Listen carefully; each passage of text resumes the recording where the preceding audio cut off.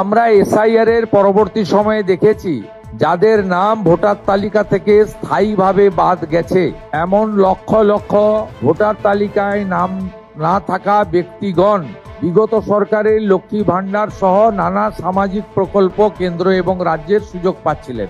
এবং আমরা যারা সচেতন নাগরিক, আইন মানা মানুষ, দেশের সংবিধান, আইন, সরকারি অর্থের সঠিক প্রয়োগ আমরা আশা করি এবং এটাই আমাদের দেশের আইন।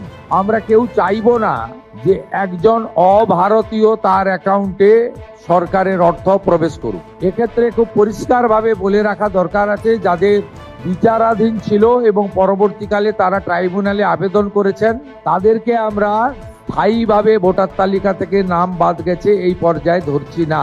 বাংলাদেশ থেকে ধর্মীয় উৎপীড়নের কারণে যে হিন্দু শরণার্থীরা প্রাণ বাঁচাতে পশ্চিমবঙ্গে এসেছেন, যারা 1,21,000 সিএ তে আবেদন করেছেন, যাদের মধ্যে 19,000 সার্টিফিকেট পেয়েছেন, আরো যারা সিএ তে আবেদন করার উপযুক্ত আছেন, তাদেরকেও স্থায়ীভাবে নাম বাতিল তালিকায় আমরা ধরছি না।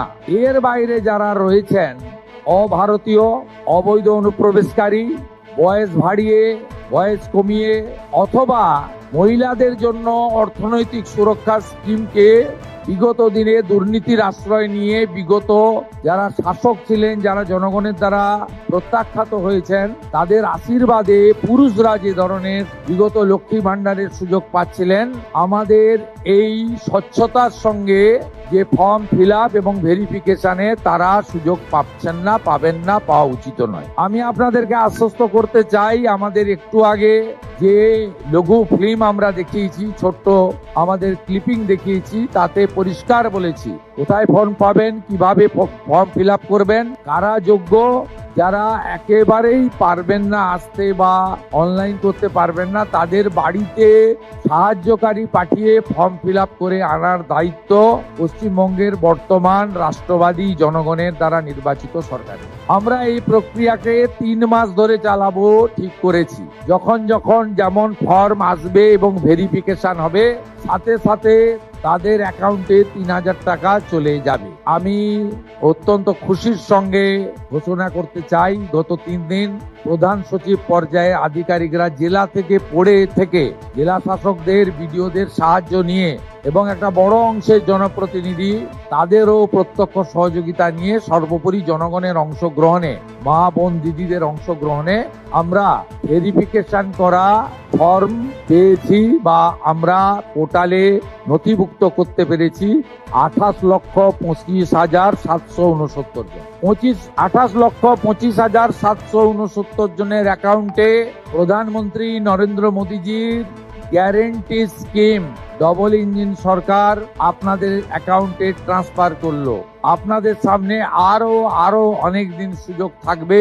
প্রতি 7 দিন অন্তর সংশ্লিষ্ট দপ্তরের মন্ত্রী মহোদয় প্রেস কনফারেন্স করে ভেরিফাইড নথিভুক্ত ফর্মের তালিকা এবং প্রাপকের সংখ্যা পশ্চিমবঙ্গের জনগণকে জানিয়ে দেবে। আলটিমেটলি নথিভুক্তকরণ করার যাচাইয়ের কাজ শেষ হওয়ার পরে বিগত সরকারের যে কর্মসূচি, সেই কর্মসূচি সমাপ্ত হয়ে যাবে এবং ফাইনালি অন্নপূর্ণা যোজনাতে আপনারা নথিভুক্ত হবেন।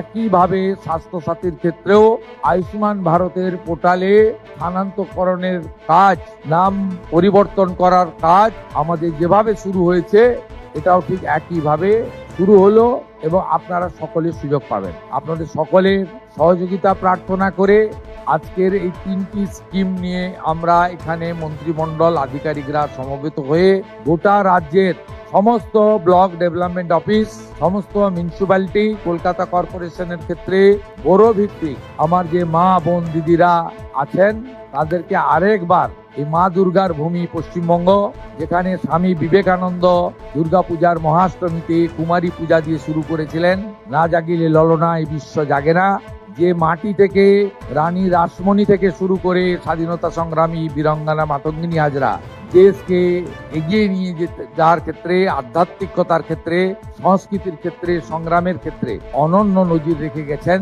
সেই মাটি থেকে নারী শক্তিকে বন্দন করে, মাতৃশক্তিকে প্রণাম করে আমি আনুষ্ঠানিকভাবে এই কর্মসূচি এখানে সূচনা করলাম।